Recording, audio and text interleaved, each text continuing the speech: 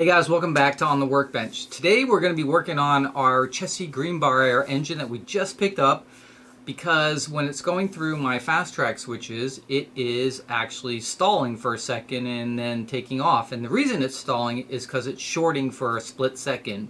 So we got to try to figure out what's going on with this particular engine, because it's the only one that's doing it, and why it's shorting on the switches. So that's what we're going to do today. So let's jump into it and see if we can figure this out. So let me show you the issue first. So this is one of the switches that's having the issue, although there's a couple of them on the layout, and it always depends which direction you're going through the switch that it's happening. But if we run it through the switch here, I'm going to try to see if I can show it to you. It's kind of hard to really get on camera, but I'm going to zoom in here and let's see if we can get it to happen here. So we're going to go really slow through the switch here.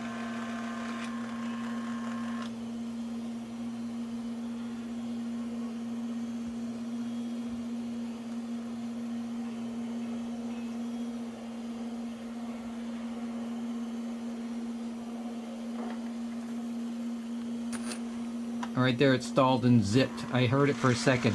So this one, it didn't. It kept going on this particular run through. So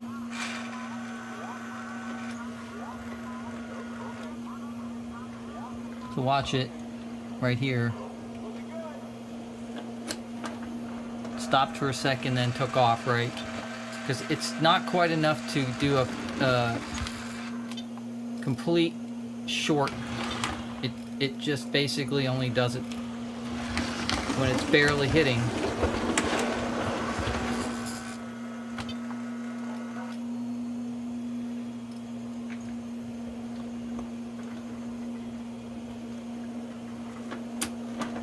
Okay, you saw the number board pop there, right?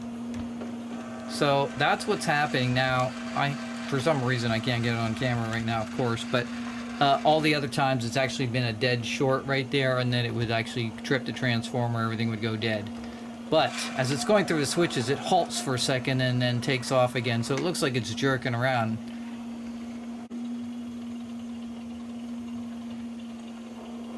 Just watch the number boards.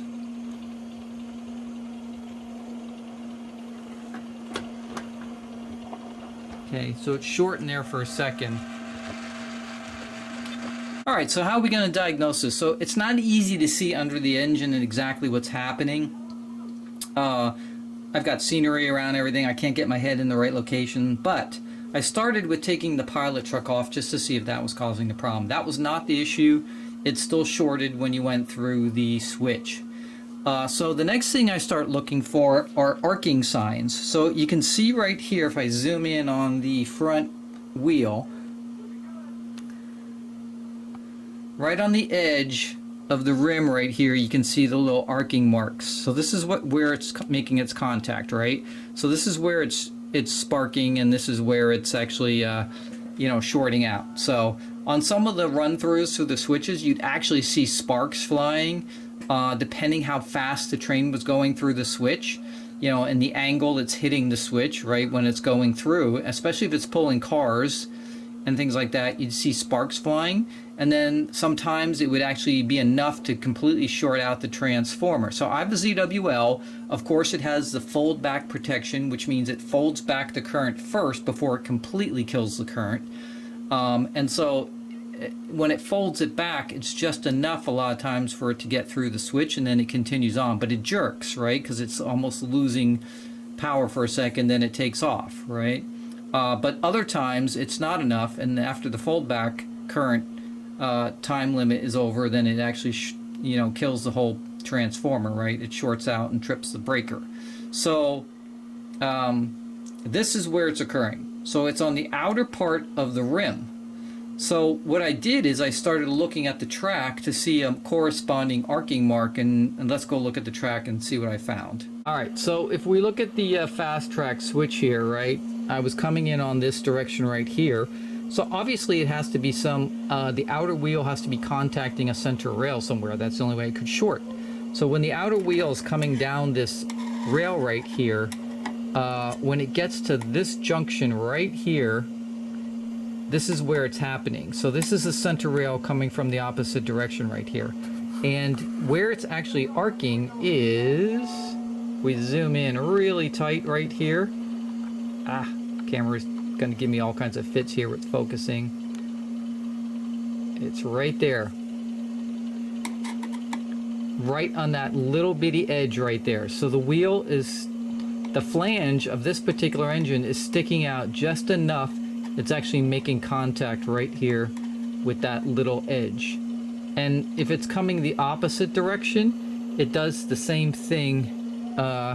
So if it was coming down, say this direction right here, on the opposite side of the wheel, right, it does it. So if you notice on the Fastrack switches, there's a little plastic insulator piece right here, and then the rail. And on the other side, the insulator piece is a little bit longer. It's not quite as short as this side, and so this side doesn't have a problem. But this side, depending which way the train is going, it'll be the opposite wheel on the front wheel set.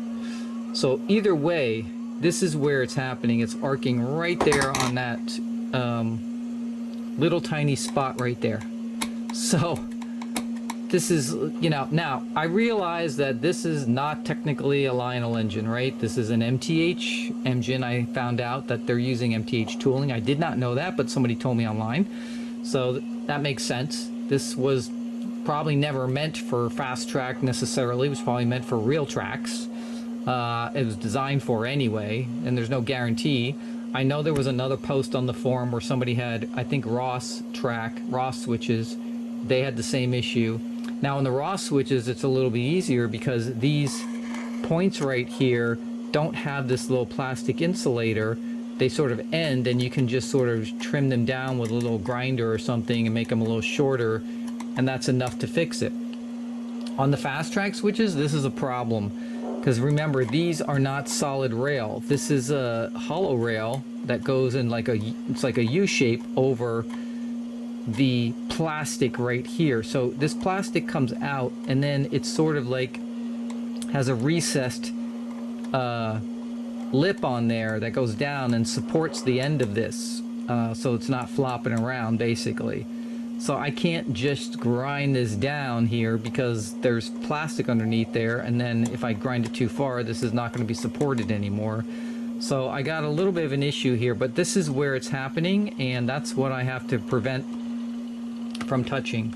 So another joy in the fun of model trains, right? You buy a brand new engine, and of course you got to have some weird issue like this, right? Because the Fastrack switches are all molded, and there's not really a lot of modifications you can do to them. So, but this particular engine, because of the, you know, the 8-wheel driver set, you know, you got those 4 wheels like that they're squeezing in, and the 2 front ones, they're just a little bit too thick. If you look at the actual width of the wheel, right, it's just a little bit too thick. It overhangs just a little bit too much. So even though the flange is against here, right, the actual wheel itself is so thick, it's actually hanging over just a little bit too much and hitting the center rail of the opposite direction, and that's what's causing the issue. So what do I do about it? Well, I think what I'm gonna try is to try to find some kind of a permanent, just a tiny bit of some kind of a really strong tape or something here that I can just put right on the edge right here that won't come off. It's got to be like some kind of like really super strong adhesive type, just to insulate that little bit right here. Now I could try grinding it down with a grinder too and just pulling it in a little bit. That may work also, but this is a pain. I'm gonna have to, I have like, I know I got rid of some of my switches on my renovation, but you know, I had 23 switches on the layout. That's a lot of switches to have to go through to fix this little issue, but that's what the issue is. And so I'm gonna put a little piece of tape on here, and we're gonna take a run through and see if that solves my issue. Alright guys, so I think the main issue with these engines are that this rim right here, this sort of darker gunmetal colored rim, this is actually pressed onto the wheel. This rim is not flush with the wheel's edge. It actually sticks up a little bit past the wheel, and that tiny little bit that it's sticking out is enough to cross those 2 rails on the switches, and that's why it's shorting there, and that's what's happening on this. So I noticed on the back, it does still have a little bit of lip, but it's not as pronounced as maybe on the front ones here. I don't know if these, you know, because if you look at the rim here, it's pressed all the way onto this wheel. It can't get any tighter than that. So it's not like the rim isn't pressed onto the wheel enough, but possibly, even though there's not a lot of play here, there's a little bit, but not much. Possibly if the wheels, the two wheels were like, you know, sort of pressed together a little more, and this was a little tighter, that might have been enough so that it would have never had an issue. But the tolerances are so tight, right? And it's such a little bit, but it's just enough to push it over the edge, and then it crosses those two rails in short. So could be just a design. I don't know why on this one they had a press on a rim as opposed to just being a solid wheel, you know, like most of the other engines we have. So not sure why this one's different. Could be just MTH's design, but for whatever reason, that's the issue, and that's what the problem's going to be. So really nothing you can do with the engine. All you have to do is modify your switches to fix this. Alright guys, so we got a little piece of blue painter's tape we put on that spot right here, just temporarily to isolate it, to test our theory. And we're just going to run it through again really slow and see if it happens again. So again, watch the number boards. That's what we're after, because that kind of shows you where the short is. You can't really hear the short on the video. You can hear it in person, but if we just watch the number boards, that'll tell us if we're going to go through cleanly or not.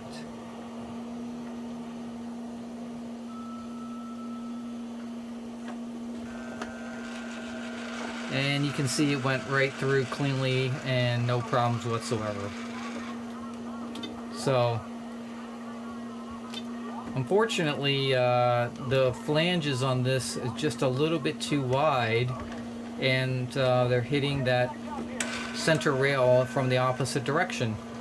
And like I said, somebody reported this with raw switches too, so it could be maybe on any switch system.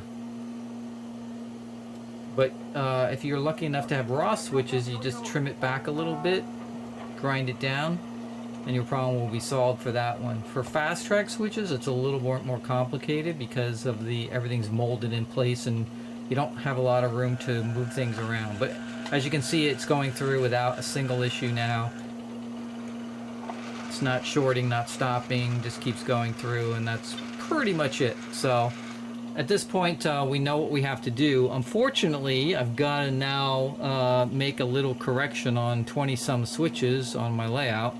So we're going to have to either grind it back just a little bit on that spot so there's no metal there, or come up with some kind of a permanent, maybe, I don't know, maybe a tiny sliver of silver duct tape, something that's really sticky and not going to come loose, basically, from trains running over it.